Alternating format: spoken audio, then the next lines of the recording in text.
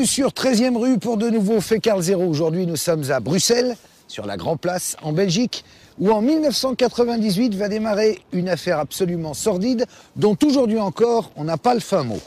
Une affaire particulièrement douloureuse, puisqu'il s'agit de sévices sexuels infligés à des enfants, le tout filmé en vidéo et diffusé dans un CD-ROM, appelé le CD-ROM de Zandvoort.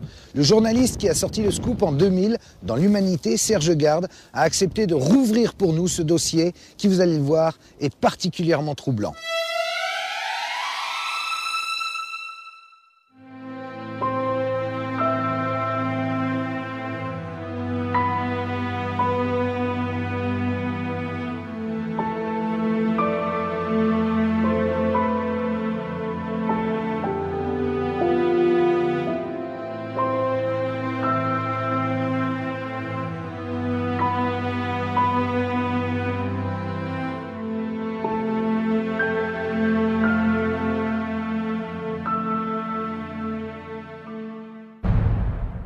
Un CD-ROM. Des enfants violés, torturés. Des images qu'on aurait préféré ne jamais voir. On en recense plus de 8000 sur un seul CD-ROM. Des photos abominables. Elles sont extraites des ordinateurs d'un Allemand, Gerrit Ulrich, qui habitait à Zandvoort, en Hollande. 8000 photos qu'il commercialisait discrètement sur Internet. Peu après cette découverte, Gerrit Ulrich est assassiné en Italie. L'homme qui a récupéré le CD-ROM de Zandvoort s'appelle Marcel Vervlossem, un citoyen belge à la tête d'une petite association. Nous sommes devant la prison de Turnhout, à quelques kilomètres d'Anvers, en Belgique. Là où Marcel Vervlossem est en prison actuellement, il purge une peine de 3 ans et demi de prison pour des viols commis sur des mineurs. C'est lui qui a récupéré le fameux CD-ROM de Zandvoort. Alors, Marcel Vervlossem, héros ou salaud? Et que cache cette affaire de CD-ROM?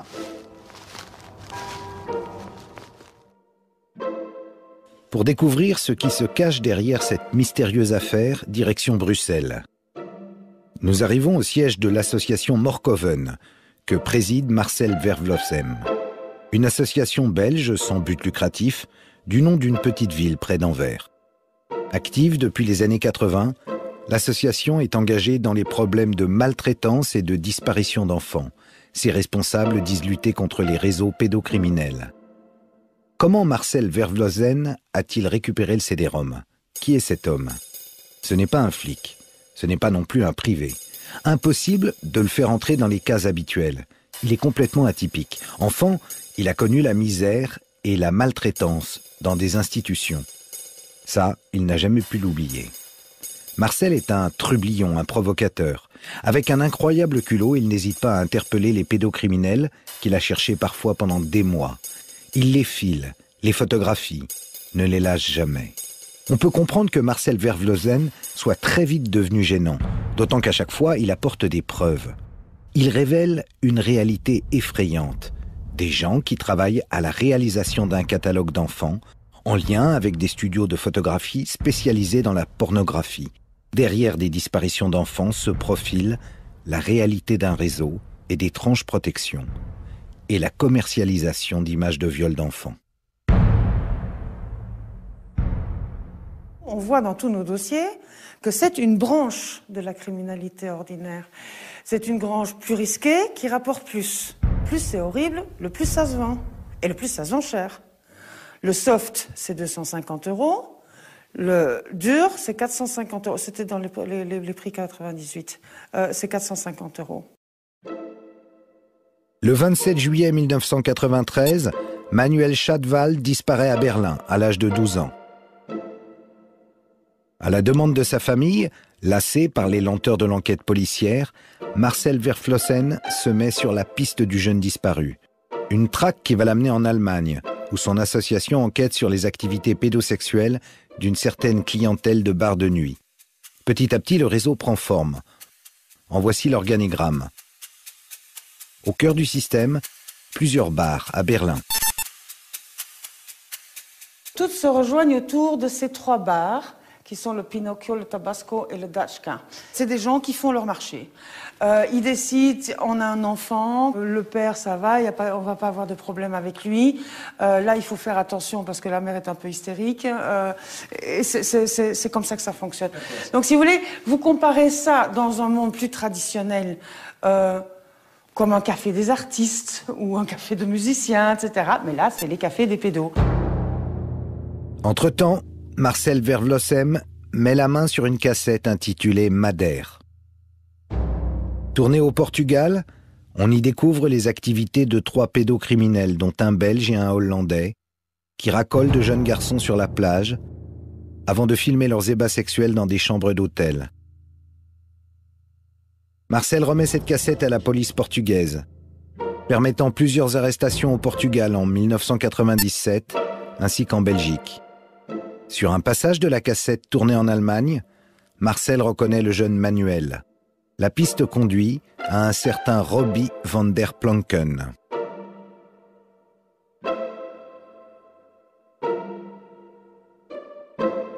Robbie a été prostitué à 12 ans. Il dit qu'il a fait de son plein gré pour l'argent.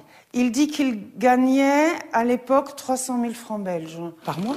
Robbie, une ancienne petite victime, engluée dans le réseau en qualité de rabatteur. Marcel le rencontre à Amsterdam, en compagnie de José Dessart, un journaliste de la RTBF. La rencontre est filmée. Marcel connaît si bien le dossier qu'il parvient à déstabiliser Robbie qui finit par parler du jeune Manuel. Je ne savais pas encore que Manuel avait 12 ans et demi ou 13 ans, car je m'en suis toujours tenu à un âge minimum de 14-15 ans. En fait, 14 ans est encore trop jeune. On a beaucoup d'ennuis à Amsterdam et à Rotterdam avec la police des mœurs, si on traite avec des jeunes de cet âge-là. Pour détourner l'attention sur d'autres, Robbie parle. Il décrit les activités du réseau. Des snuff movies où l'on filme la mise à mort d'enfants. Robbie dit n'en avoir jamais vu. Mais il reconnaît le tournage de films hard où la vie des enfants est en danger.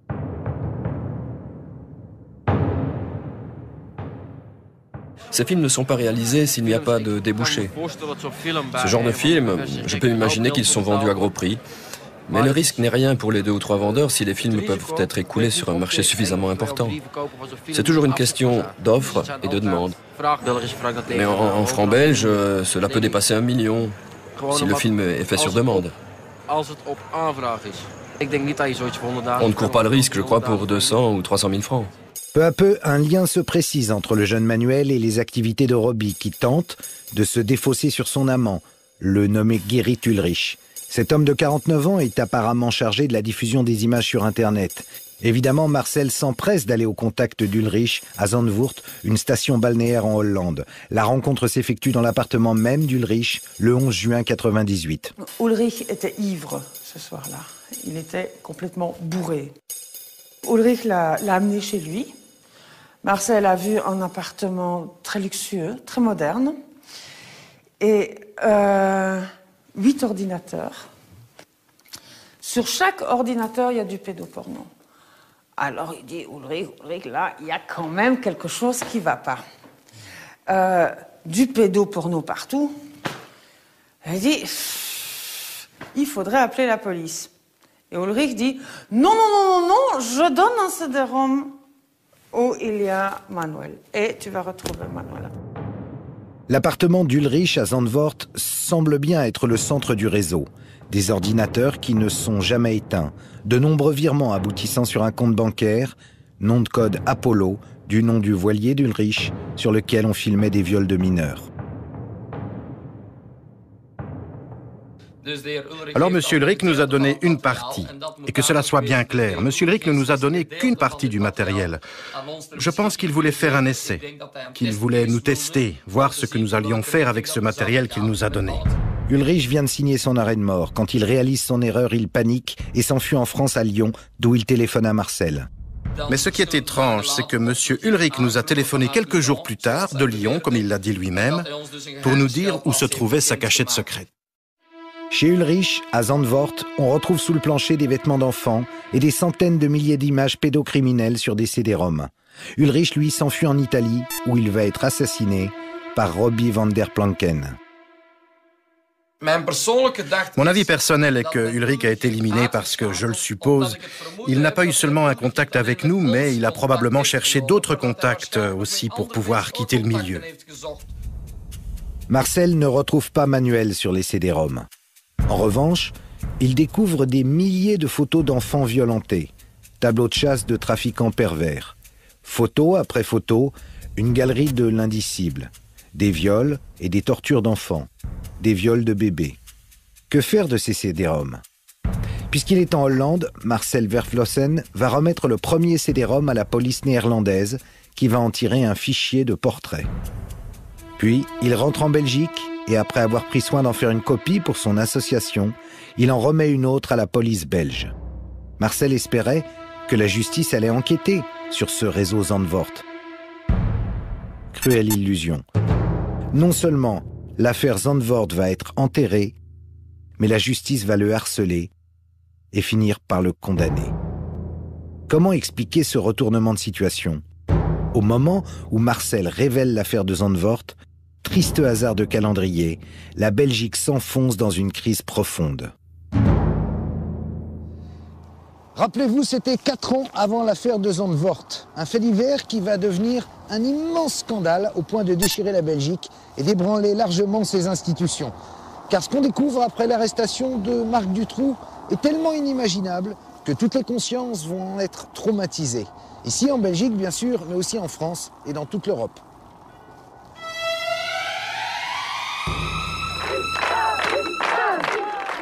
On m'avait manqué. Sabine et Laetitia sortent de l'enfer, d'une geôle aménagée par Marc Dutroux, dans le sous-sol de son domicile où elles ont été séquestrées et violées. Souvenez-vous, août 1996, 2 jeunes filles séquestrées, Sabine et Laetitia, sont libérées sur les indications de Marc Dutroux. Arrêté, ce criminel avoue le meurtre de 2 autres fillettes, Julie et Mélissa, kidnappées le 24 juin 1995. Leurs corps sont déterrés en septembre dans une propriété de Marc Dutroux.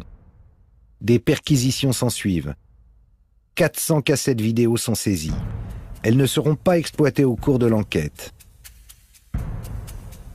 En septembre, on déterre les ossements d'Anne et Effier, 2 autres victimes.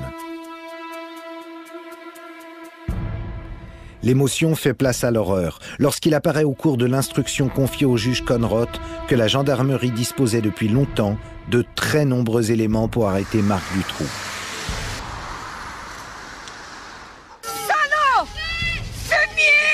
Un certain Michel Nioul est associé aux agissements de Dutroux. Qui est Michel Nioul ?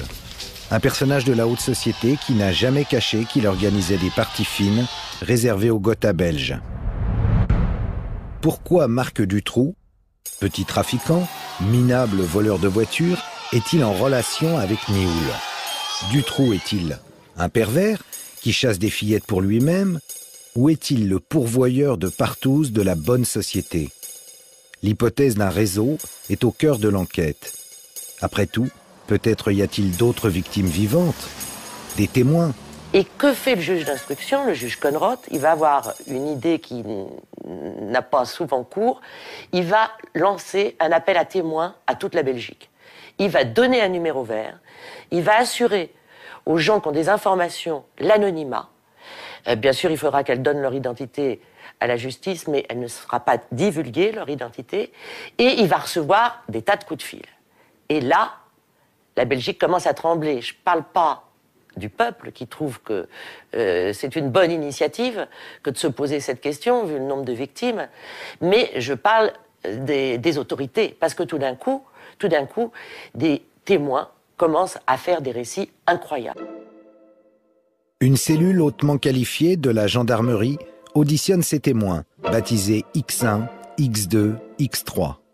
C'est le témoignage d'un de ces témoins, Regina Louf, alias X1, qui va précipiter l'affaire. Cette jeune femme, rescapée d'un réseau de prostitution, acceptera finalement de témoigner à visage découvert devant la caméra de Pascal Justice. J'ai été filmée. Les photos et les films étaient commandés par des gens qui décidaient eux-mêmes du scénario, du genre d'enfants, des mauvais traitements et des tortures qu'ils voulaient voir. Mais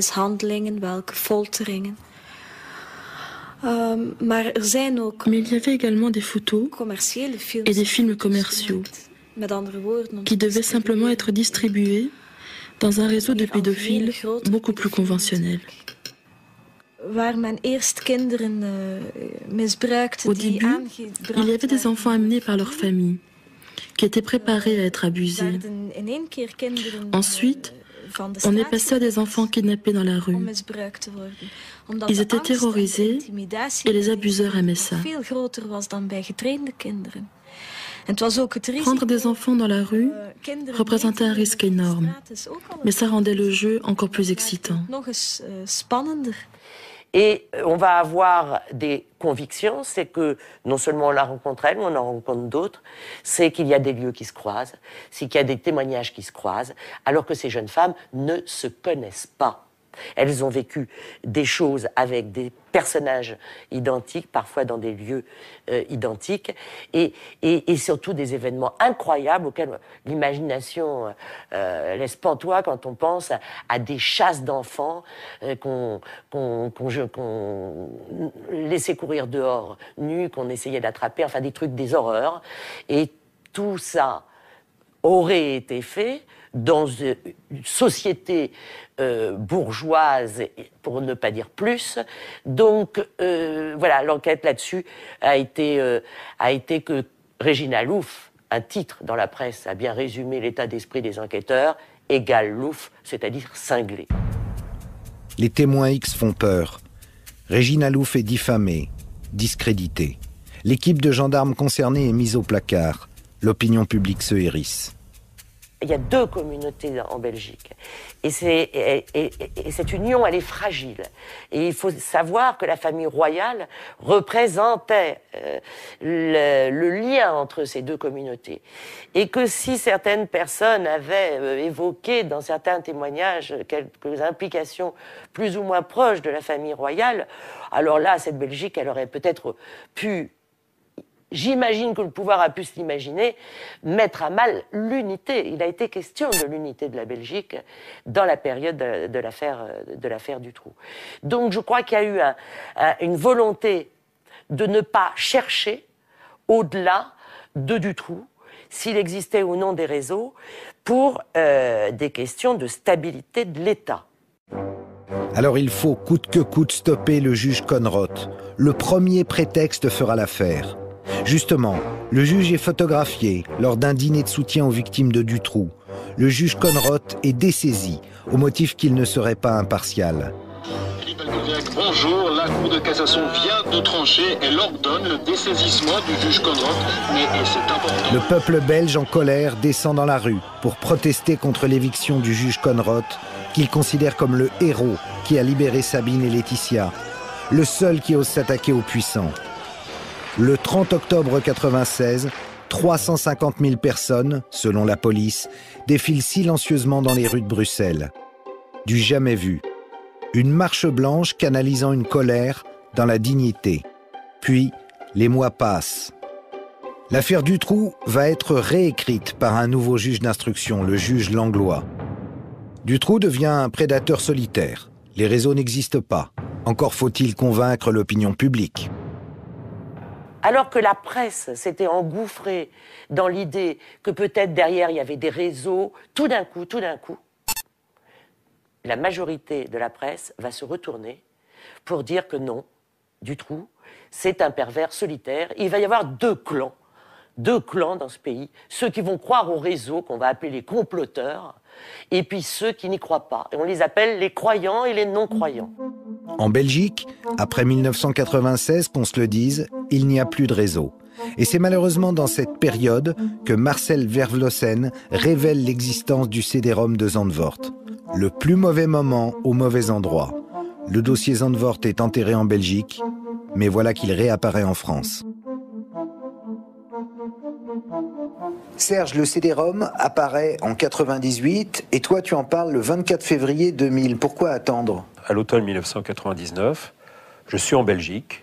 J'enquête sur ce qui se passe dans l'affaire Dutroux. Il y a des choses un peu bizarres. Je veux voir ça d'un peu plus près.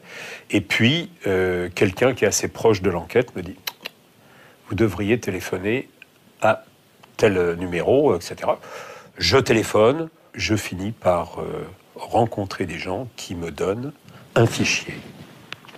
Voilà. Un fichier établi à partir d'un CD-ROM. Et c'est comme ça que je découvre. On voit des visages d'enfants. Voilà, on voit des visages d'enfants. C'est un document sérieux, il a été établi par la police hollandaise. Et quand je découvre ça, ma première réaction, c'est qui sont ces enfants? Et puis, qu'est-ce qu'on fait pour les retrouver? S'ils sont là, c'est qu'ils sont en danger, parce que ce sont des portraits qui sont tirés d'images de viol, d'images de violences sexuelles sur des enfants. S'agit-il d'une manipulation? En novembre 1999, Serge Garde est en possession du fichier papier. Il se méfie et veut absolument vérifier que les photos du fichier papier de la police hollandaise correspondent bien au CD-ROM de Zandvoort. Des vérifications qui vont durer 3 mois.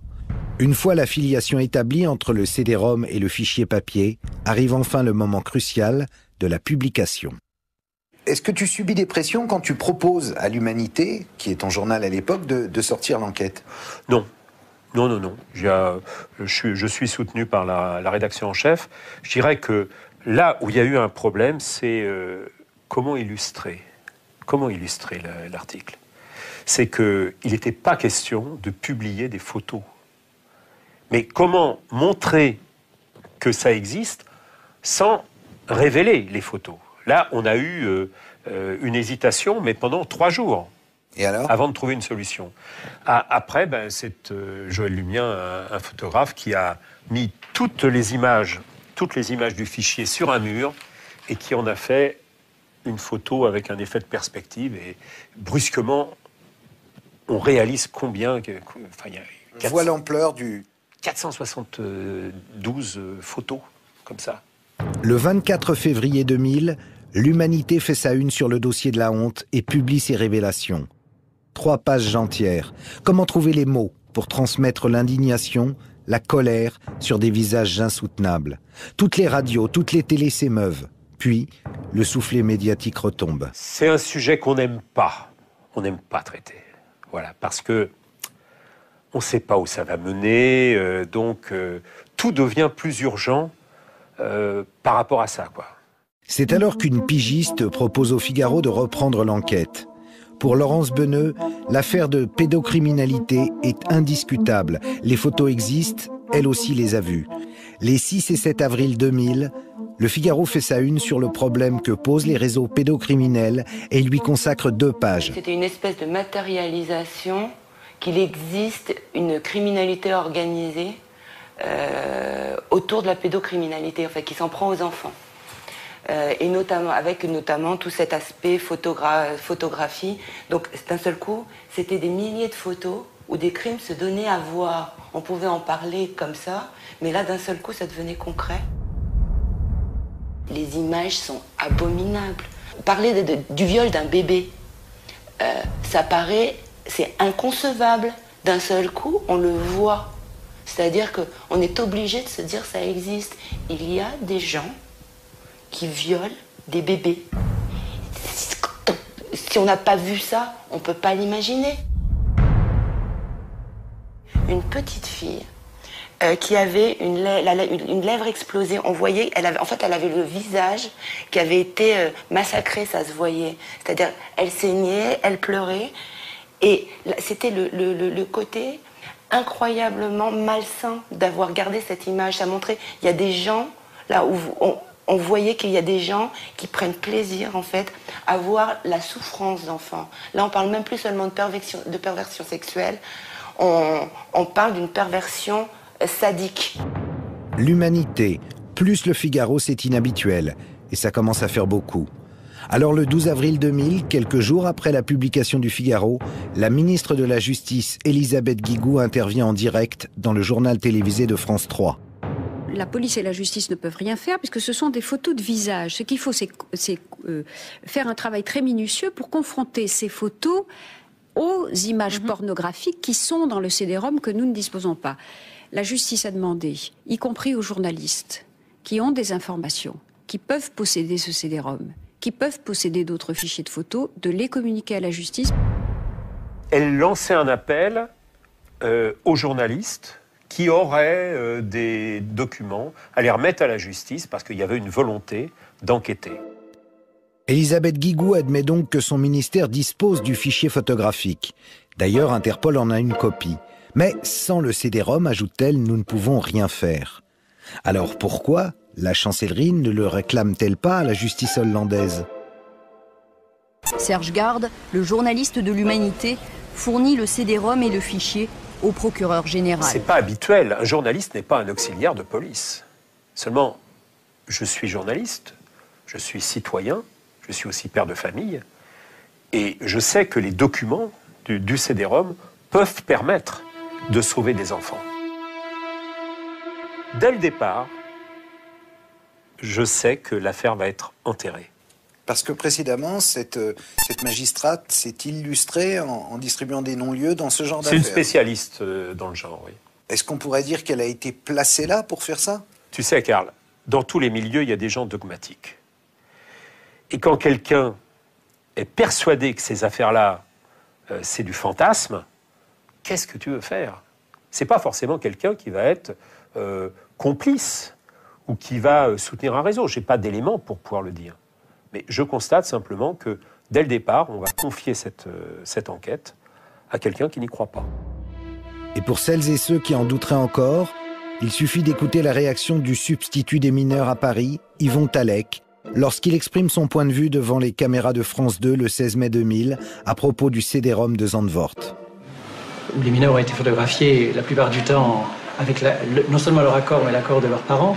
Et certaines des photos sont en plus des matériaux très anciens, puisque nous savons déjà que certaines photos remontent aux années 70 ou 80.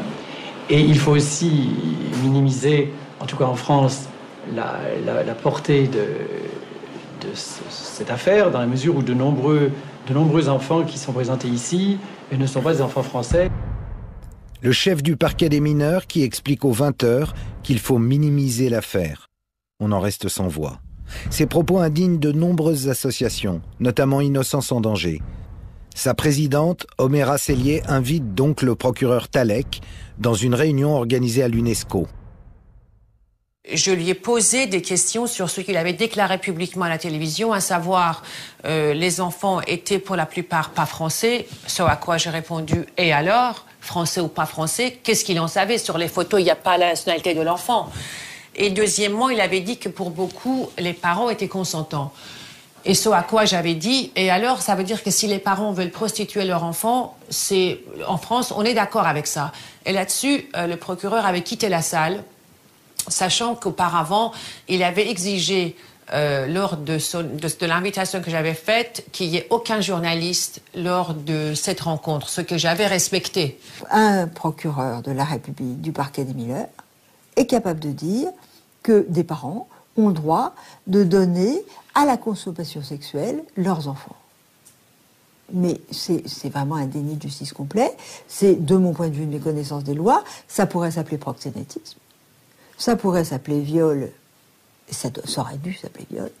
Et que je sache, un enfant qui subissait des choses telles qu'on envoyait dans des DVD, c'était impossible de penser qu'il était consentant. Le plus incroyable, c'est que le CD-ROM sans lequel, soi-disant, on ne pouvait pas enquêter, la justice le détenait 1 an avant que la presse n'en révèle son existence. Marcel Vervlozen avait envoyé en recommandé le CD-ROM au président de la République, Jacques Chirac. Et Jacques Chirac, très logiquement, normalement, il avait renvoyé le CD-ROM, il l'avait fait suivre Place Vendôme, à la chancellerie. Et c'était en 99, 1 an avant que je sorte mon enquête. Donc la justice française est parfaitement au courant de l'existence du CD-ROM, le possède et s'est assis dessus et n'en a rien fait. Voilà, et tout le monde fait semblant de découvrir. Grand reporter à France 3, Pascal Justice approche la garde des Sceaux pour la mettre devant le fait accompli.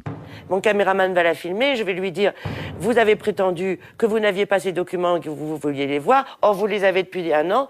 Regardez, ce document le prouve. » Et évidemment, à ce moment-là, elle est complètement surprise et elle nie, et elle va faire son meeting. J'attends tranquillement. Son service de presse va venir me contacter le midi. Il va y avoir des coups de fil avec la chancellerie et nous allons faire une interview tout de suite après, genre il faut que toute la vérité soit dite. Bien sûr, qu'est-ce que vont dire les autorités autres qu'on veut que toute la vérité soit faite sur des faits qui horripilent tant le public.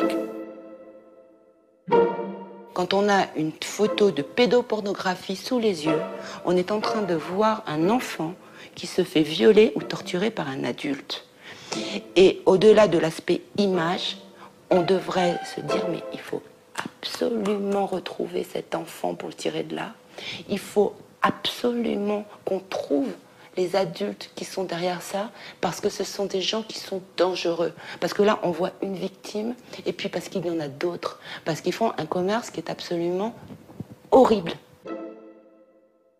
La justice a pourtant les moyens d'enquêter.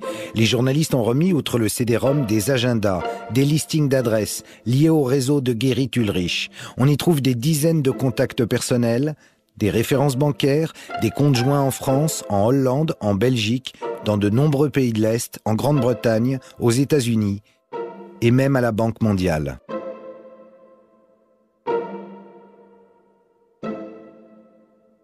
Et j'apprendrai en lisant des articles dans la presse parisienne, c'est-à-dire que les confrères ont été informés par le parquet que ces carnets d'adresses ne contenaient que des adresses de boulangers, de coiffeurs, enfin des adresses sans intérêt. Sans intérêt pour la justice. Qu'elle nous explique qu'elle n'a pas les moyens de remonter ses pistes, ce serait préoccupant mais crédible. Mais affirmer que ces documents sont sans intérêt confine à la désinformation. Par ailleurs, ce qu'on n'avait pas prévu au ministère, c'est que dès la publication de l'enquête, le téléphone n'arrêtait pas de sonner au standard de l'humanité. Les journalistes ont reçu des centaines de personnes qui souhaitaient venir consulter le fichier. Évidemment, je n'ai pas compté, je ne m'attendais pas à un tel raz-de-marée, mais c'est peut-être 150, 200 personnes qui sont venues au journal pour voir le fichier parce qu'ils avaient des craintes, parce que il y en a qui sont venus des États-Unis, de Floride. Brusquement, on voyait à quel point il y avait une réelle inquiétude et que ça concernait énormément de monde. Donc, à la fois, on espérait des reconnaissances et en même temps, on les redoutait parce que faut mesurer ce que c'est hein, quand vous avez des parents, une mère qui brusquement met son doigt sur une photo en disant « c'est mon fils ». Voilà. Et c'est arrivé. C'est arrivé une première fois, et puis ensuite une deuxième fois, et puis après, c'était... Toutes les personnes qui demandent à voir le fichier de Zandvoort sont inquiètes à propos d'enfants soit disparus, soit présumés victimes de violences sexuelles. Plusieurs dossiers judiciaires sont ouverts. Toutes ces personnes sont en quête de vérité, comme ce pédiatre. Un troublant témoignage. Le docteur Spitz est pédiatre. Il consulte le fichier, reconnaît 2 enfants venus dans son cabinet, se plaignant d'abus sexuels, des témoignages que les juges n'ont pas pris au sérieux. Vous savez, dans la vie, on peut toujours se tromper. Mais là, trop, c'est trop. Parce que l'enfant m'a dit quand même, il y a plus d'1 an. Et il y a des messieurs qui prennent des photos. Et ils dessinent des caméras sur ces dessins. C'est un hasard, c'est bizarre quand même. Et on le retrouve en photo.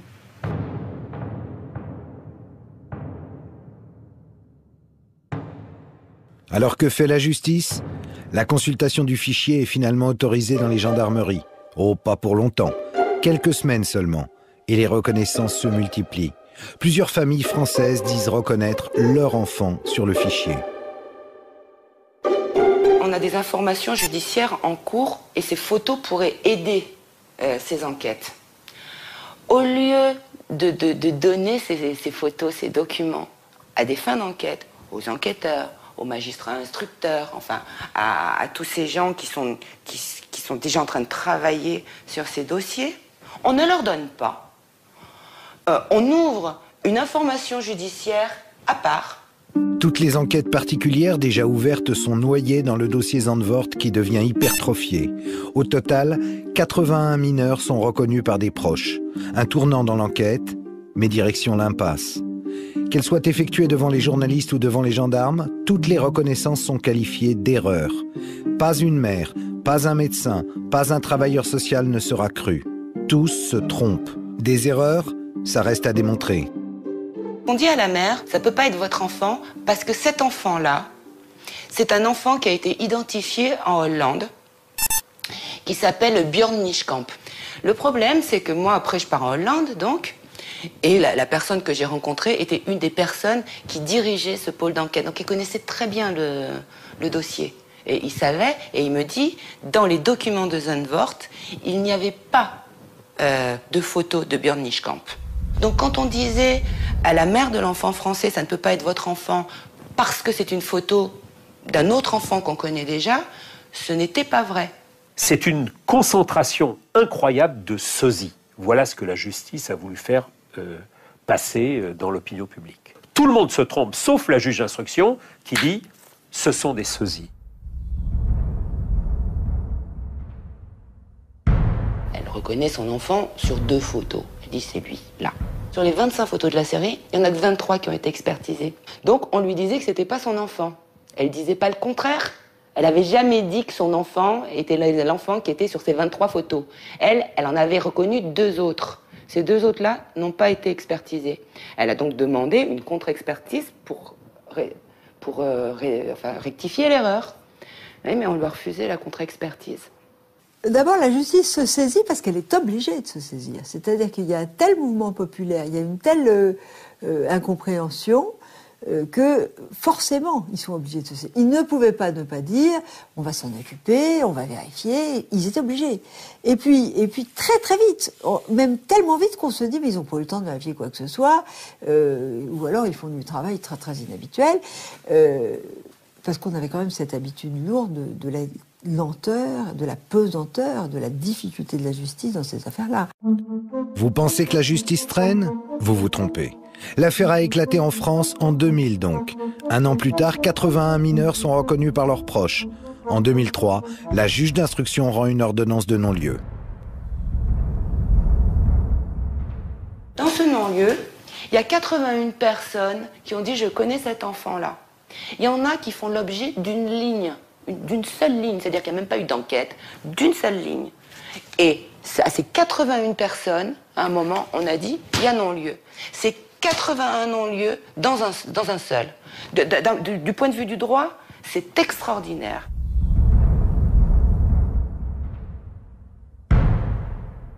Et certains de ces enfants ont été du coup rendus aux parents ou à la personne qui en a eu la garde, dont ils parlaient comme leur abuseur. Ces enfants ont été tellement ballottés, tellement broyés, tellement pas crus, tellement détruits, et ont été témoins de la destruction de leur famille autour d'eux, à cause du fait qu'ils avaient parlé d'un abus sexuel, qu'ils m'ont dit, ils sont plusieurs à m'avoir dit, j'aurais jamais dû parler. Ils l'ont dit avec des mots différents, mais c'est ça qu'ils ont dit. Donc moi, j'ai pas été étonnée, j'étais furieuse, parce que c'était quand même tellement spectaculaire et des vraies preuves qu'on se disait quand même, c'est quand même fou que même ça, il n'existe pas. On sait que des enfants ont été reconnus sur ces photos, et ça n'a pas déclenché quoi que ce soit judiciairement intéressant.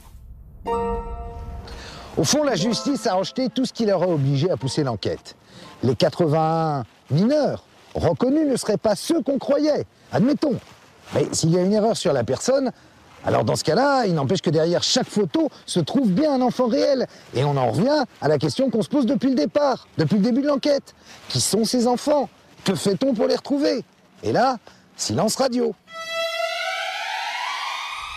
Comment expliquer une telle absence de réaction face à une criminalité aussi grave?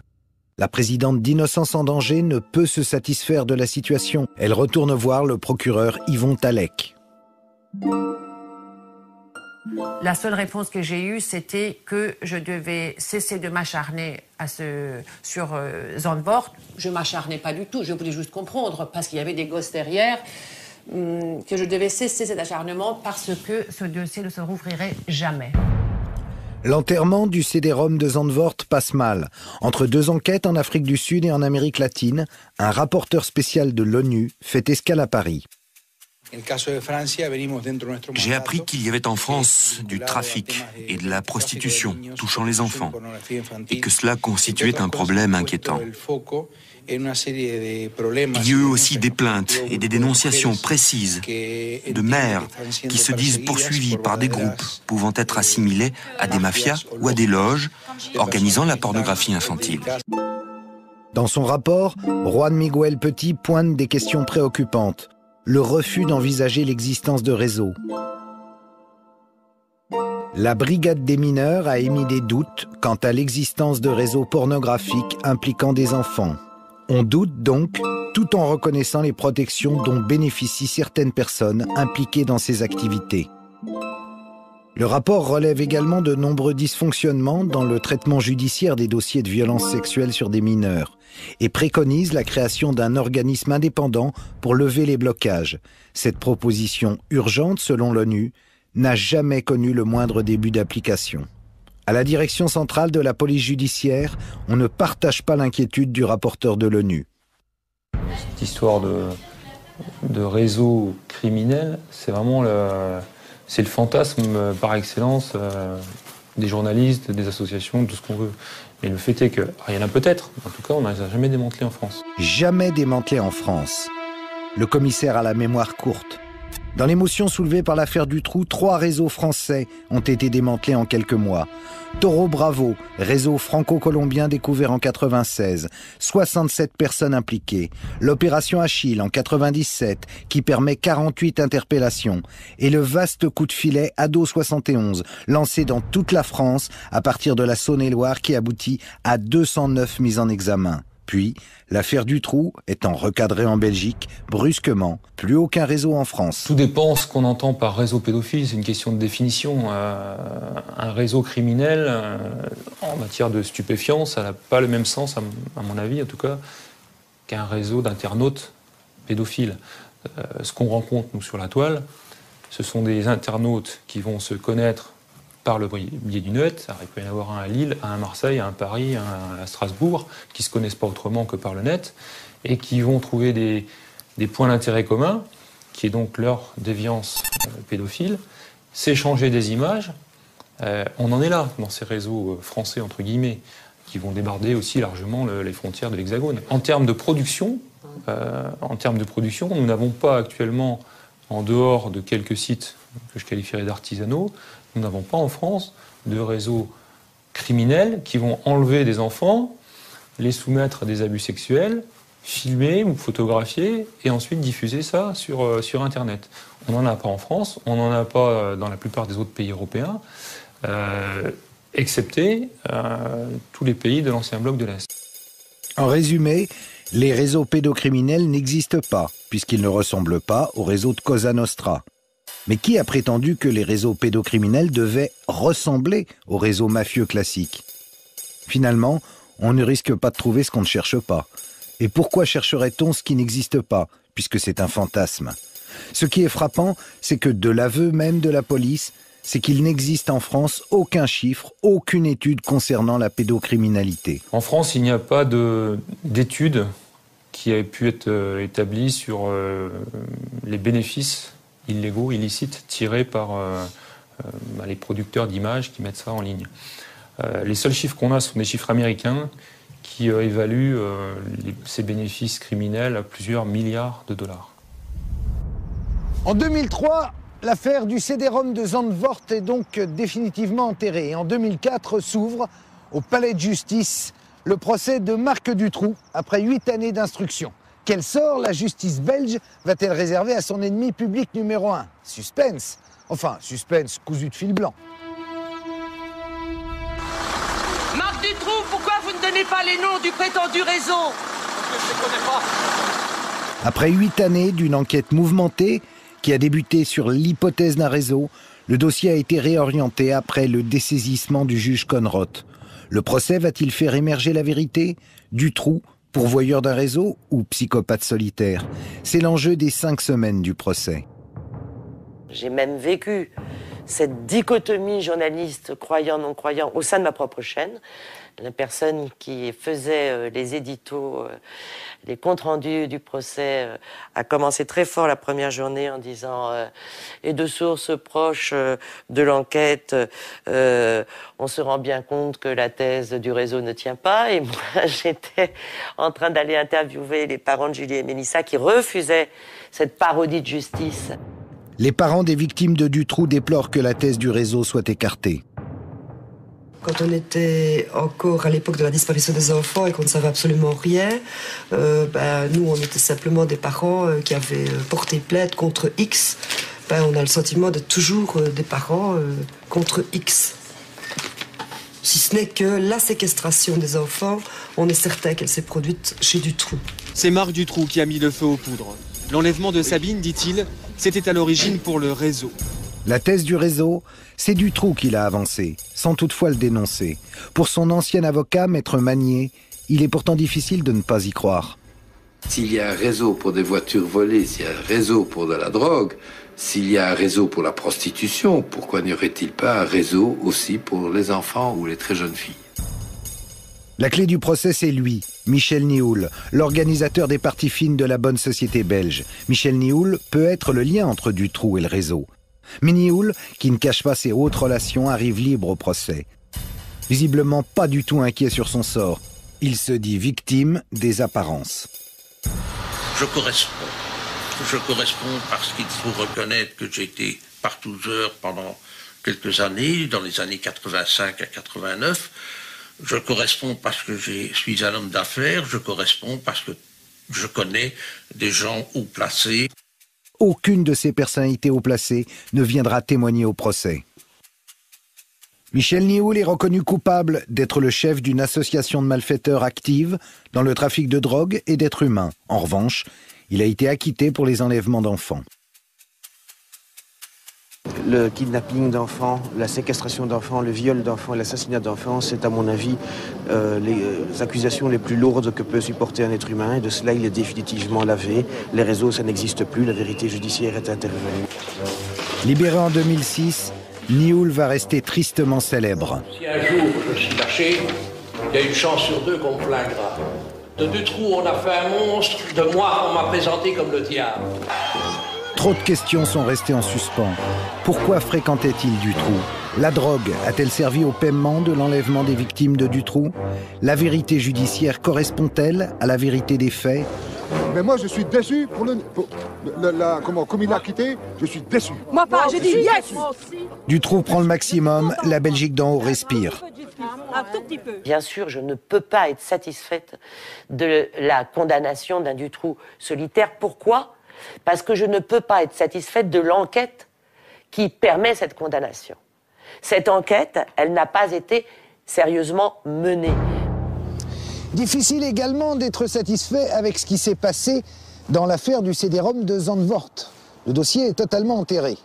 Quant à l'homme par qui le scandale est arrivé, Marcel Vervlozen, il est en train de mourir à petit feu derrière moi dans cette prison lugubre. Alors qu'il a dénoncé plusieurs réseaux et permis l'arrestation de pédocriminels, à l'âge de 55 ans, c'est lui, Marcel Vervlozen, qui se retrouve condamné à 3 ans et demi de prison par la Cour d'appel d'Anvers en février 2008 pour des viols d'enfants et, ironie de l'histoire, détention d'images pornographiques. Souffrant de diabète et d'un cancer avancé, l'état de santé de Marcel est plus qu'alarmant. La justice belge lui interdit tout contact avec la presse. Mais il peut passer quelques coups de fil à son association. Nous avons la chance d'être là au moment d'un de ses appels depuis sa prison. Allô Marcel, tu penses que tu payes ton combat sur le dossier Zandvoort? C'est à cause de Zandvoort que tu as tous ces ennuis? Oui, c'est le dossier Zandvoort. La justice belge a peur, n'est pas investiguée, n'est pas tracer abuseurs, etc., etc., etc. Et ces représailles, moi... Là, ce soir, au moment où nous parlons, est-ce que ta vie est en danger? Moi, c'est 5 opérations ici. Et mon cœur, c'est cancre, c'est leucémie, les nerfs, etc., etc., etc. Et voilà, c'est fini. C'est fini ici. Le ministre de la Justice belge a refusé de répondre à nos questions. Il a refusé de libérer pour raison médicale Marcel. Un point qu'il est important de rappeler, Marcel n'a jamais avoué les crimes qu'on lui reproche. Il a toujours clamé son innocence. Il a eu des accusations assez absurdes. Par exemple, une des personnes l'a accusé de l'avoir violé le jour de son anniversaire de ses 15 ans. Or, cette semaine-là, Marcel a pu produire, parmi les pièces de sa défense, un certificat médical selon lequel il sortait de l'hôpital en chaise roulante avec une jambe qui venait d'être réparée, qui était pleine de broches. Où il y a un inversement des rôles, où les témoins sont accusés des crimes qu'ils reprochent. Alors, ça veut dire quoi? Ça veut dire que c'était un menteur ou que tout a été inventé, ou alors qu'il est tombé dans un piège? Marcel Vervlozen a été condamné pour plusieurs viols de mineurs. Si les faits sont avérés, les 3 ans de prison sont insuffisants.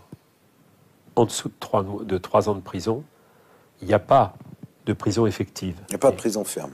Il y a une peine de substitution. Donc, il s'agissait bien de mettre Marcel Vervlozen en prison pour l'éliminer. Donc tu penses que Marcel a été condamné parce qu'il dérangeait? C'est ma conviction. Et cette conviction, je la base sur un document.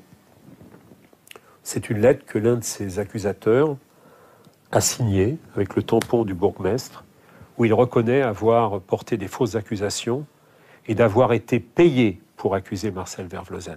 On essaie de le faire passer pour un pédophile? Ah bon? Marcel Vervlozen aurait accumulé autant d'images pédophiles qu'il a essayé de remettre aux polices du monde entier pour son plaisir personnel. Dites donc, il est sacrément habile, cet homme-là, si c'est un perverse. Marcel Vervlozen, c'est un emmerdeur. Il a révélé, en pleine affaire du trou, des choses qu'il était plus possible de voir ou de montrer. Et il le paye.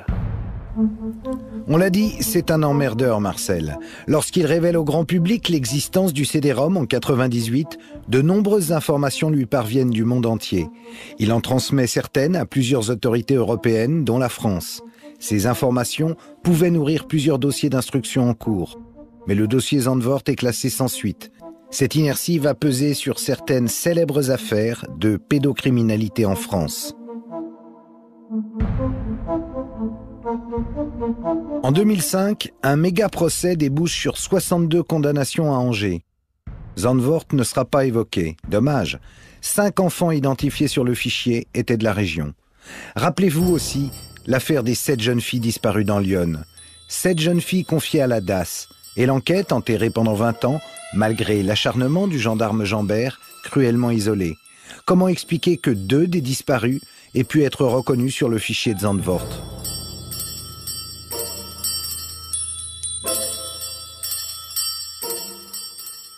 On a eu d'abord Liliane Renaud qui a reconnu sa sœur. Liliane est une jeune femme très fragile, très touchée par l'histoire, mais elle a eu d'une certaine manière un flash, reconnu sa sœur de profil. Et puis ensuite, Francine Lemoine a reconnu sa mère. Elle était toute petite quand sa mère a disparu. Et une autre personne de la famille Lemoine a reconnu également la mère de Francine Lemoine. Donc ça faisait beaucoup de reconnaissance, d'une certaine manière, comme si ces jeunes femmes qui avaient disparu il y a longtemps renaissaient au travers de ces photos avec une sorte d'espoir. Puisqu'elles étaient dans un fichier, puisqu'elles étaient dans un CD-ROM quelque part, on pouvait espérer qu'on pourrait les retrouver. La comparaison entre les photos des disparus de Lyon et celle du fichier de Zandvoort est troublante, surtout celle de Bernadette. Les gendarmes ont dit qu'il s'agissait plutôt de garçons que de filles, et donc il y avait eu très certainement une erreur d'identification des familles. Encore une fois, comme toujours, l'enquête est orientée vers un seul suspect, Émile Louis, un chauffeur de car qui connaissait les victimes. Émile Louis avoue, puis se rétracte. Mais un faisceau d'indices l'accable. Si les photos des 2 disparus apparaissent sur le fichier de la police hollandaise, la thèse du pervers solitaire est sacrément fragilisée. La piste de Zandvoort, écartée. Prédateur solitaire. Émile Louis est jugé et définitivement condamné. Comme Dutroux. Dommage qu'on n'ait pas posé la question. Si Émile Louis n'a jamais été un accro de l'Internet, comment expliquer que 2 des disparus se retrouvent identifiés sur le CD-ROM de Zandvoort? Que ce soit en France ou en Belgique, on constate dans ce type de dossier toujours les mêmes refus d'enquêter, toujours les mêmes blocages, des lenteurs et finalement le même type de dysfonctionnement. C'est quand même curieux. Que reste-t-il finalement de l'enquête de Zandvoort? Un non-lieu global, des parents qui se sont tous trompés en reconnaissant leurs gamins et une concentration extraordinaire de sosies. Finalement, dans cette affaire, le seul condamné, ça sera Marcel Vervloezem. Un bilan qui ne permet pas d'être vraiment satisfait de la justice et qui peut même, on le comprend, susciter beaucoup de colère. Parce que dans ce dossier Zandvoort, comme dans d'autres, les grands oubliés, ce sont toujours les petites victimes, les enfants. Quand on regarde les milliers d'images du CD-ROM, on se surprend à penser que le phénomène pédocriminel est profondément sous-estimé, alors qu'il pose, et il faut le dire, un véritable problème de santé publique. En fait, depuis quand se préoccupe-t-on de l'état des enfants ? Évoquer les réseaux pédocriminels vous classe très vite dans la catégorie des crédules, voire des comploteurs. J'en sais quelque chose.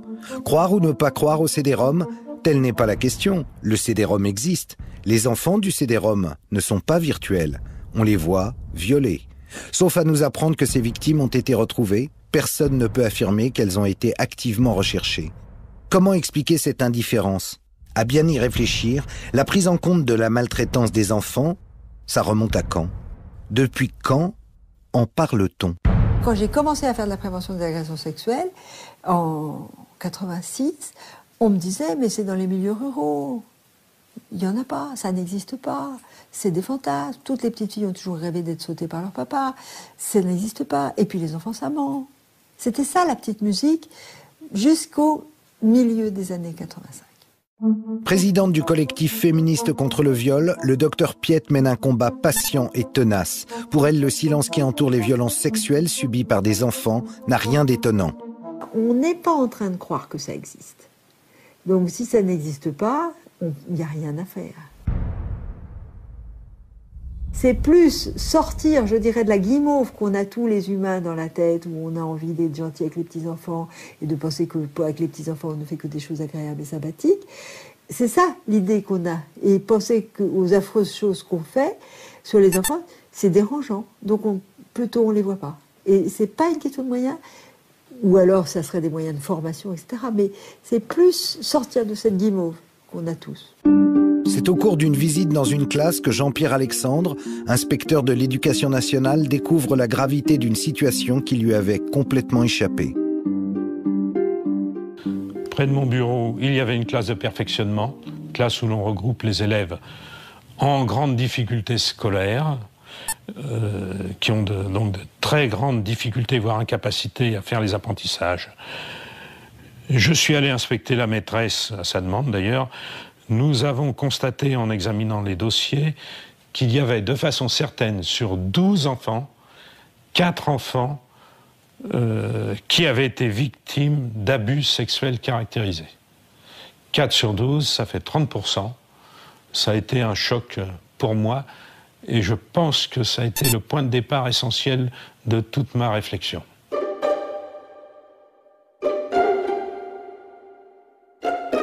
Dans cette circonscription que j'avais en charge, à faire entre 10 et 20 signalements par an. Donc, signalements de soupçons d'abus sexuels sur ces enfants dans le cadre familial. À l'échelle du département, cela ferait plus de 250 enfants victimes chaque année. J'ai été mal vu de certaines structures parce que je signalais trop. je dis au moins, je pèse mes mots, au moins la moitié des enfants en grande difficulté d'apprentissage, souvent classés, le mot est terrible, classés, hein, souvent classés débiles légers ou débiles moyens, donc QI en dessous de 80, ont été victimes d'abus sexuels. Et c'est la raison de leur difficulté d'apprentissage. Ça touche toutes les catégories sociales, toutes, sans aucune exception, toutes les ethnies, ça touche toute la société. Ces choses qui nous dérangent profondément, nous ne voulons pas les voir. Patricia fut l'une des petites victimes du silence. À 8 ans, elle a été violée par un instituteur dans son appartement de fonction, au sein même de l'école. Son calvaire a duré plusieurs années. Parfois, l'enseignant invitait un collègue. L'école était devenue l'endroit de tous les dangers. Du coup, Patricia a cessé d'apprendre. Il lui aura fallu 35 ans pour briser le silence qui l'étouffait. Elle accepte de témoigner. C'est la première fois.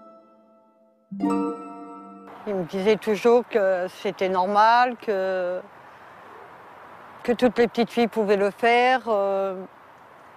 Le dire à ma mère, elle m'aurait même pas cru. Personne m'aurait cru. Ils m'ont toujours dit que si je parlais, qu'on me prendrait pour une folle. J'étais des fois malade, je mangeais pratiquement plus. Même le médecin disait à ma mère que c'était de la comédie, enfin des caprices.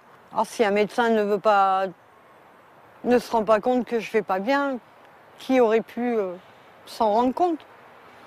Surtout quand je revenais de chez l'instituteur. C'était, je me lavais vite fait et j'avais pas faim et j'allais me coucher.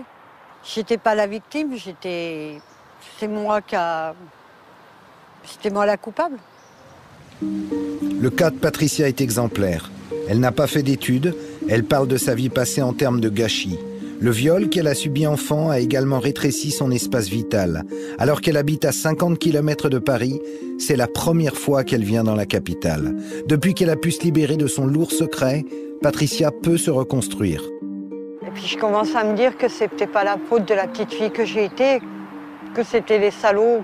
Plus le temps passe, puis je me dis la petite fille que j'ai été n'était pas coupable. Et en fait, on disait, nous, le tabou, c'est pas de violer son enfant, le tabou, c'est que ça se sache. Ça, c'est insupportable. Et en vrai, la faute, elle est sur la petite qui parle, elle n'est pas du tout sur le violeur. Et au fond, c'est ça qu'on est en train d'essayer de casser. Et on se rend compte que c'était tellement profondément ancré, tellement ancien, que c'est trop violent pour les gens. Les réactions à l'arrestation de Roman Polanski nous offrent un formidable miroir des ambiguïtés de la société française. Le viol d'une fillette, une simple affaire de mœurs, vieille de 30 ans. Le seul scandale, c'est l'arrestation du cinéaste. Pour Frédéric Mitterrand, ministre de la Culture, l'arrestation du cinéaste est épouvantable et dénuée de sens. Un homme qui viole une petite fille, 13 ans, c'est une petite fille, hein. En tout cas, c'est mineur. Par sodomie, avec drogue et alcool, qui a une affaire avec la justice du pays où il commet ça, et qui fuit. Le fait qu'il soit rattrapé 30 ans après, je veux dire, c'est assez légitime, puisqu'il n'a pas payé à ce moment-là. Et c'est pour ça que c'est très irritant que des ministres de l'État puissent dire, même pas grave, pour de rien. Ça c'est compliqué. Ainsi, Bernard Kouchner, ministre des Affaires étrangères, intervient auprès de son homologue aux États-Unis, Hillary Clinton, pour demander, ni plus ni moins, la libération de Polanski. Le nombre de procès de violeurs d'enfants a prodigieusement augmenté ces dernières années. Les condamnations sont de plus en plus lourdes. On pourrait en conclure qu'enfin, la société est sortie du déni et qu'elle a une réaction à la hauteur du phénomène criminel. Mais est-ce qu'on en est si sûr ? Pour le savoir, je vous propose de revenir quelques instants sur l'affaire du pédophile Francis Évrard. Vous savez, celui qui avait violé le petit Ennis, une affaire qui a vraiment défrayé la chronique. Il a fait la une de toute la presse. Il cristallise sur lui toutes les colères, tous les rejets. On le qualifie de monstre. Et c'est vrai, son crime est inexcusable. Quelques semaines après être sorti de prison pour des faits similaires, Le 15 août 2007, Francis Évrard enlève un garçon de 5 ans prénommé Ennis. Il l'enferme dans un box sordide où il va lui infliger des violences sexuelles. Fort heureusement, il n'a rien fait pour passer inaperçu. Évrard porte un bras en écharpe, dans un plâtre bleu, il arbore une casquette rouge, il prend un taxi avec l'enfant. Aussi, lorsque le dispositif Alerte Enlèvement est lancé sur toutes les télévisions, Évrard est vite retrouvé. Le petit Ennis est vivant. L'émotion est très forte dans tout le pays. C'est vrai qu'après le kidnapping de mon fils et après les retrouvailles, Madame Dati, la garde des Sceaux, est venue à notre domicile pour nous dire donc qu'elle était avec nous et que tout serait mis en œuvre pour que ça ne se reproduise plus. Ensuite, Monsieur le Président de la République, Monsieur Sarkozy, nous a reçus donc gentiment à l'Élysée, et éventuellement également pour nous donc proposer son soutien, nous dire qu'il serait à notre côté, qu'il nous comprenait, qu'il comprenait notre douleur, notre souffrance. Mais ça a été que ça. 2 ans plus tard, Francis Évrard, le violeur, est jugé par la cour d'assises à Douai. Le procès fait l'unanimité sur un point. Le cas Évrard démontre l'échec de la prise en charge des prédateurs sexuels. Évrard a passé la moitié de sa vie derrière les barreaux, sans être soigné. Aucun de ses passages en prison n'a empêché la récidive. Lorsqu'il est libéré, il n'obtient même pas de rendez-vous immédiat avec un psychologue. Ces pédophiles pervers ne sont ni des monstres, ni des diables. Ce sont des hommes qui ont eu une enfance. Bien souvent, cette enfance a été fracturée par des viols, très souvent. Et il est indispensable de pouvoir les prendre en charge sérieusement, ou alors on les enferme définitivement, on ne s'occupe plus de ces personnes et on les met au banc définitivement de la société. Évrard dit avoir été violé lorsqu'il était enfant. Il n'a pas été cru et n'a jamais eu de suivi psychologique. Et c'est une peine éliminatoire qui est prononcée contre lui. Il ne sortira probablement plus de prison. Et au fond, qu'est-ce que c'est un récidiviste? C'est jamais qu'un crétin qui s'est fait gauler 2 fois. Et si je réfléchis à la fonction que ça a, ce prédateur récidiviste, monstrueux, épouvantable, antifautable, eh ben c'est pour sortir de la tête ou pas réfléchir sur l'ensemble de ces viols qui sont commis, je dirais, tranquillement, en dehors de toute sanction. Qu'est-ce que c'est un papa qui viole sa femme, sa fille, tous les soirs pendant 15 ans? Quand il tombe ce jour-là, ça va être un primo-délinquant.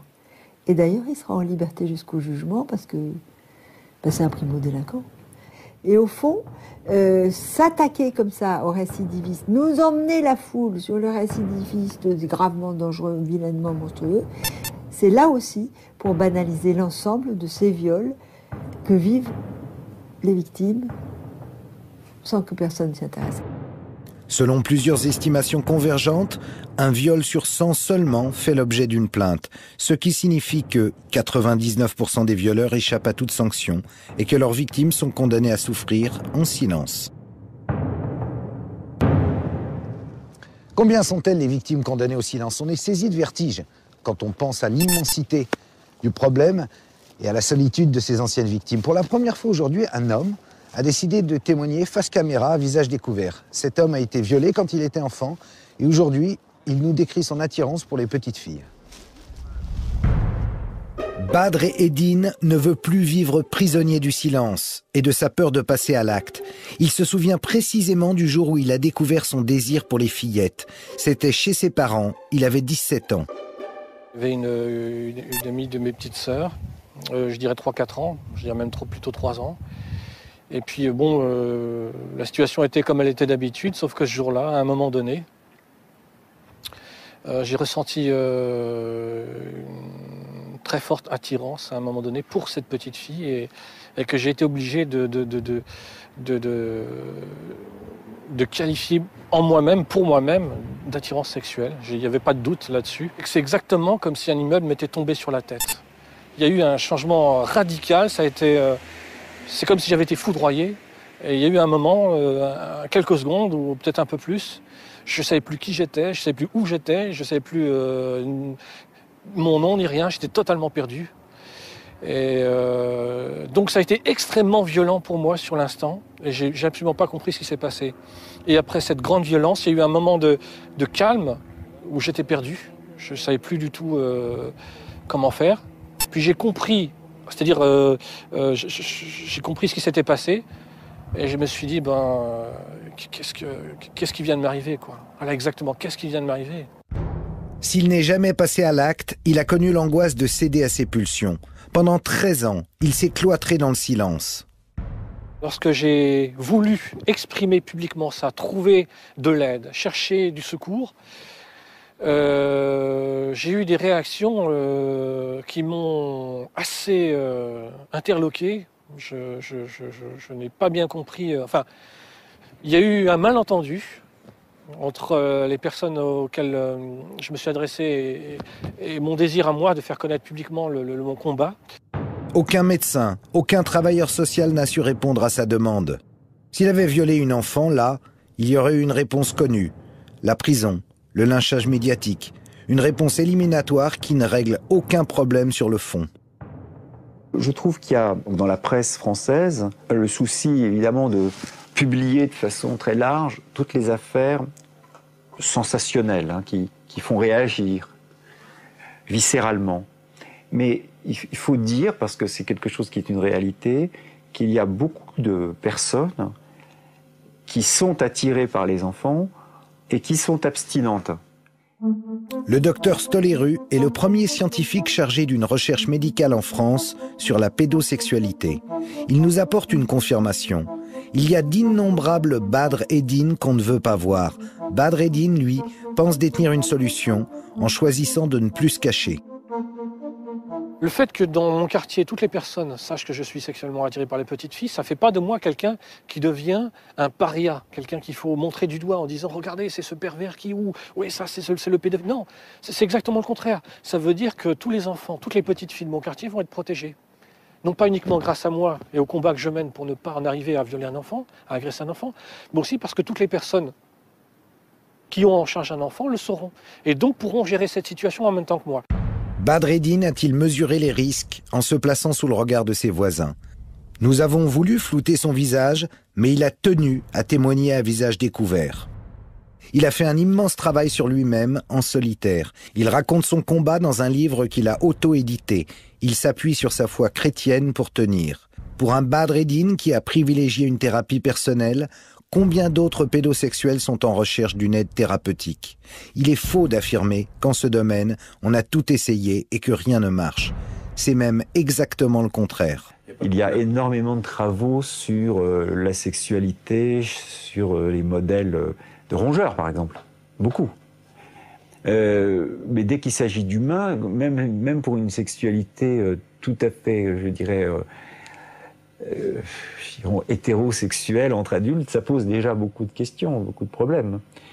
Alors quand il s'agit d'étudier un phénomène comme celui de la pédophilie, les choses sont encore plus difficiles. Effrayant. Jusqu'à ces dernières années, les étudiants en médecine ne recevaient aucune formation spécifique. Comment alors les médecins pourraient-ils déceler des violences sexuelles et aider les personnes en proie à ce type de fantasme? Je n'ai jamais eu de cours sur la pédophilie. Et au cours de mon internat ou de mon clinica, je n'ai jamais eu l'occasion de recevoir un patient pédophile, tout simplement. D'où le combat du docteur Stoléru pour la création d'un centre pour accueillir les patients, un lieu de recherche et de formation pour les professionnels. C'est en 2009 seulement que l'INSERM a financé la première étude scientifique sur la pédosexualité, une expérience menée par le docteur Stoléru et ses collaborateurs sur des volontaires soumis à un traitement associant la prise de médicaments à un suivi psychologique. Le sujet nous dit, cliniquement, je ne ressens plus d'attirance sexuelle pour les enfants et, sur un plan socio-professionnel, j'ai réussi à bien mieux m'intégrer, à trouver une activité professionnelle où je me sens beaucoup plus épanoui que je n'étais. Malgré des résultats prometteurs, que croyez-vous qu'il arriva? L'expérience a été interrompue, faute de patients, alors que des centaines de pédocriminels sortent chaque année de prison avec une obligation de soins. Même si l'administration pénitentiaire refuse de jouer le jeu, il était possible de recruter des patients grâce à la télévision, comme cela a été fait en Allemagne avec ce clip.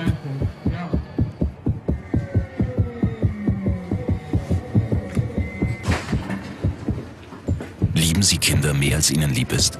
Es gibt Hilfe. Le docteur Stoléru et plusieurs ONG ont demandé la diffusion de ce clip en France. Le gouvernement a refusé.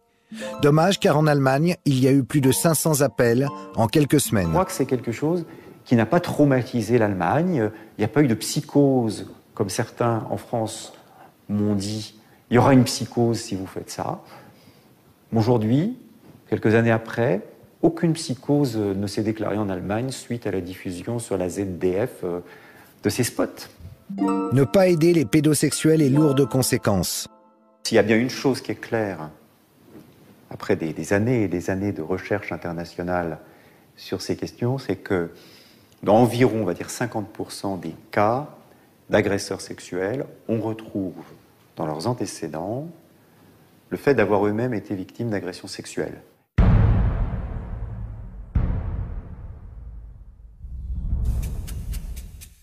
Il aura fallu plusieurs années à Badr Eddin pour établir un lien entre son attirance sexuelle pour les petites filles et un traumatisme de sa petite enfance. C'est seulement à l'âge de 30 ans qu'il comprend. J'ai compris que j'avais été violé par un membre de ma famille. Voilà. Et j'avais 30 ans en 2001, j'avais 30 ans précisément. Comme s'il existait un tiroir dans lequel le petit enfant que j'étais avait caché tout ça là-dedans et qu'il avait fallu attendre jusqu'à l'âge de 30 ans pour que ça puisse sortir. Les viols qu'il a subis entre 3 et 7 ans, il les a inconsciemment enfouis dans sa mémoire. 23 ans d'amnésie.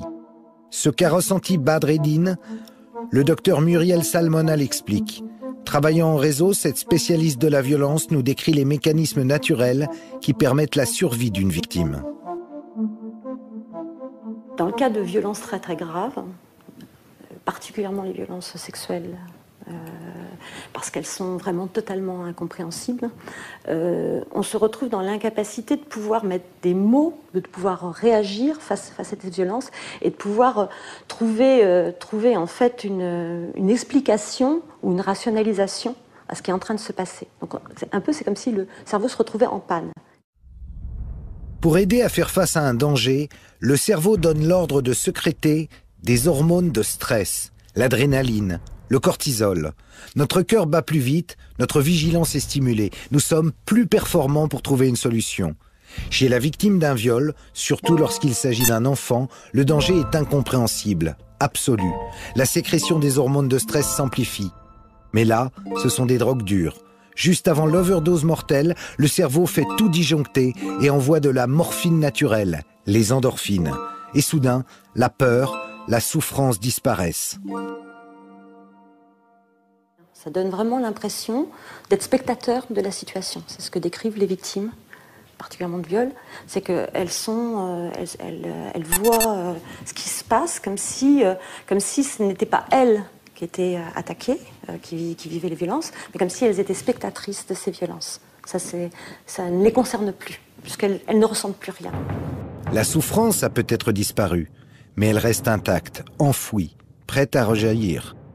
Autrement dit, la victime porte en elle une véritable bombe à retardement, susceptible de la replonger à tout instant dans la souffrance du viol. Toute situation en lien avec les violences est susceptible de rallumer cette mémoire traumatique. Donc ça peut être une date, ça peut être un lieu, ça peut être une sensation, ça peut être voire une violence qui va rallumer cette mémoire traumatique et qui va faire revivre dans l'événement en l'état. C'est-à-dire qu'on le revit comme on était au moment du traumatisme. Quand vous êtes dans une situation où vous revivez les violences, que vous êtes dans un état de stress, d'effroi, de tension, l'impression que vous allez mourir, que c'est en train d'imploser à l'intérieur de vous, si ça disjoncte, on attend que la disjonction. Si la disjonction ne vient pas, il faut la faire venir. Faire disparaître l'atroce souffrance. Comment trouver un raccourci pour arriver à la disjonction ? Se mettre en danger par des conduites à risque, drogue, alcool. D'autres retournent la violence sur leur entourage, allant jusqu'à agresser des enfants.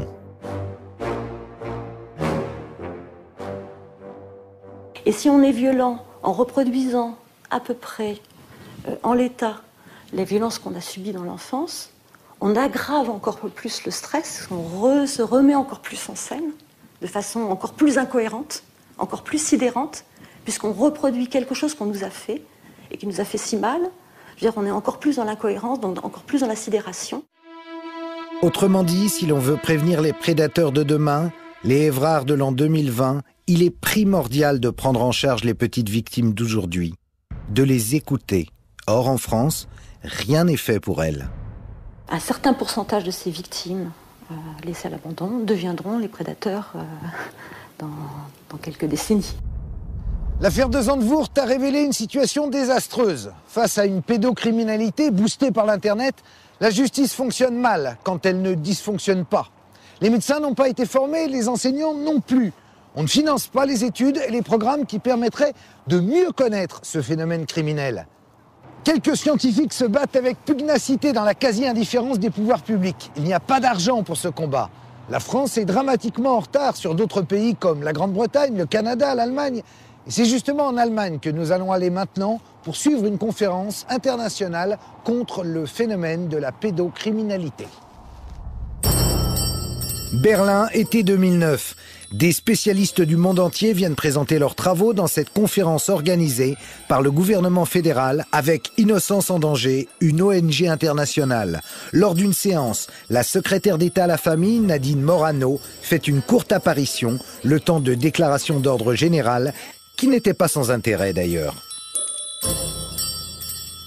Il ne faut jamais oublier qu'à travers ces images pédopornographiques, il y a des enfants qui sont des victimes, et où que ces enfants se trouvent, nous avons la nécessité de les protéger. C'est un devoir des adultes. Quitte à s'inspirer de ce qui se passe outre-Rhin, Nadine Morano pourrait proposer en France des opérations telle que celle qui a été baptisée Mikado, lancée en 2006 par la justice allemande. Pour la première fois, la justice et les opérateurs de cartes de crédit ont coopéré en organisant un filtrage ciblé de 22 millions de cartes de crédit, ce qui a permis l'interpellation de 322 personnes soupçonnées d'être inscrites sur un site pédocriminel. Les perquisitions ont permis de saisir des milliers de documents. Un suspect sur 10 avait déjà un casier judiciaire éloquent. Pour cela, il fallait qu'il identifie les personnes qui avaient payé cette exacte somme de 57,65 € à une certaine banque avec un nom de passe spécial. Donc c'était très codé. Il y avait 5 critères, c'est-à-dire on ne pouvait pas se tromper. Sur les 22 millions de personnes qui détenaient des cartes de crédit de ces 14 compagnies, 322 ont été identifiés. À Berlin, on n'en est plus à ergoter sur l'existence réelle ou supposée des réseaux pédocriminels. On est dans le combat concret. Venu de Suède, Lars Löf attire notre attention sur les évolutions de la cyberpédocriminalité. Ce que l'on voit, c'est que de plus en plus de ces productions d'images sont réalisées dans un cadre domestique. Ces images sont tournées dans des maisons particulières. Les enfants sont visiblement abusés dans la chambre ou dans le salon de quelqu'un. Ils sont de plus en plus jeunes sur les images, ce qui est très troublant et rend l'identification plus difficile. Parfois, ce sont même des bébés.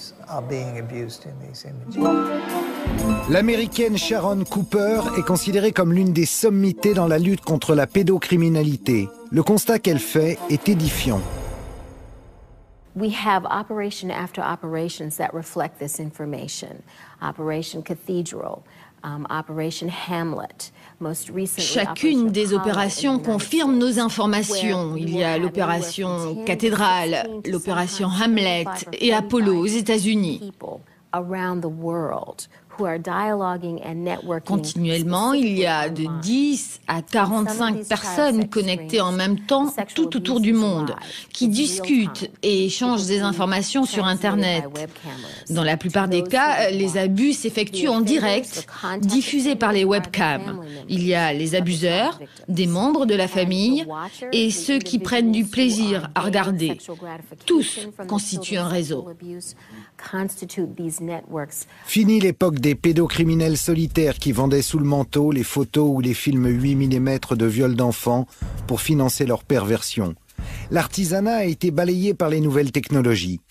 Aujourd'hui, un viol commis à domicile ou entre amis peut être commercialisé et visionné de l'autre côté de la planète. Avant, il y avait une victime, un abuseur.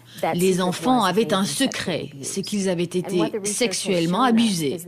Les recherches ont montré que les enfants exposaient leurs secrets au grand jour quand ils étaient prêts. Bien souvent, ce n'était pas pendant l'enfance. Les victimes faisaient des révélations à l'âge adulte, quand ils sentaient que l'abus était suffisamment loin pour en parler. Avec l'Internet, le secret de l'enfant n'en est plus un. L'abus devient visible. Oui, visible, et parfois même dans le monde entier.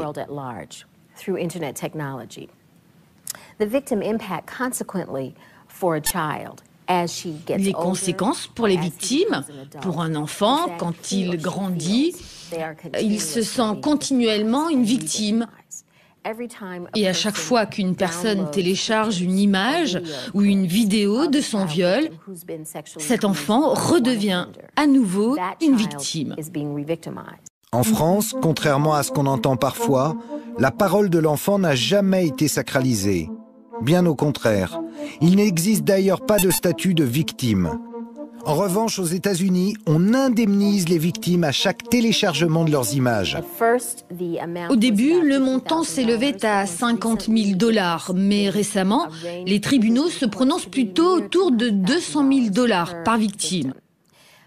Par conséquent, si une image d'une victime a été téléchargée par 400 personnes, comme c'était le cas dans une affaire récente que nous avons traitée, alors cet enfant a la possibilité de poursuivre pénalement ces 400 personnes pour être dédommagé dans le but de faciliter sa réhabilitation sociale.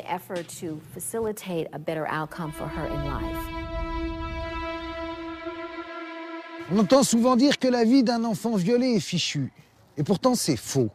C'est faux si les adultes le croient et qu'ils le prennent en considération, qu'ils prennent en considération son récit. Pour peu qu'on les aide à surmonter le traumatisme, ces enfants blessés peuvent redécouvrir la vie. Je vous propose de partir en Suisse où plusieurs petites victimes du CD-ROM de Zandvoort se retrouvent sous la houlette de l'organisation Innocence en danger. Gstaad, en Suisse. Ce village regroupe les résidences de célébrités, dont celle, ironie du destin, de Roman Polanski. C'est aussi le lieu où sont organisés les camps d'été d'Innocence en danger. Ici, chaque année, plusieurs petites victimes du réseau Zandvoort sont accueillies et prises en charge. Et oui, les petites victimes françaises vont trouver en Suisse ce qui n'existe pas en France. On leur fait faire donc des ateliers qui sont extraordinaires le matin. Quand ils font des sculptures, ils nous font des sculptures complètement dingues. Les peintures, la même chose. Ils ont un atelier photo. Pour ces enfants-là, c'est quand même un petit peu important. Et ils nous font des photos, ils se prennent en portrait les uns les autres. Et il y a des photos extraordinaires qui en ressortent.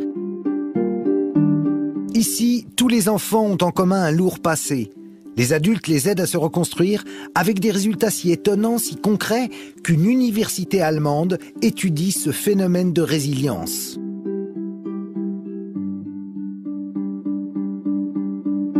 Lorsque, il y a 3-4 ans, ils sont venus pour la première fois, c'était des enfants qui avaient des problèmes scolaires, des problèmes de communication, des problèmes énormes de concentration, des problèmes de confiance.